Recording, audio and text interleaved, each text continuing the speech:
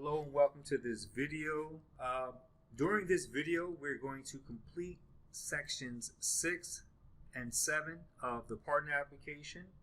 One of the first things you need to do is read all of the information under section 6. Afterwards, you will sign the application and date the application. Now, depending on how you completed sections 1 and 2 of the partner application will determine whether or not someone will be representing you and therefore will have to sign this portion of the partner application as well as date the application. If you selected that you are going to represent yourself, then this portion of the application does not apply to you. Under section 7, submitting your application, just pretty much some basic information such as what is required, what's optional, and what is recommended.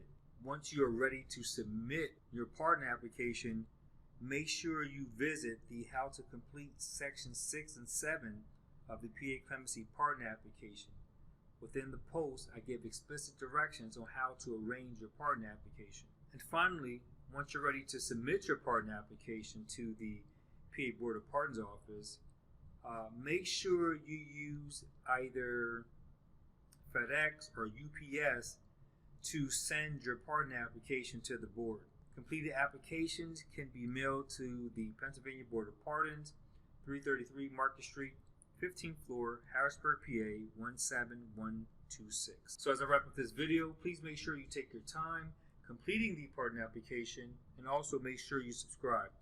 Thank you and good luck.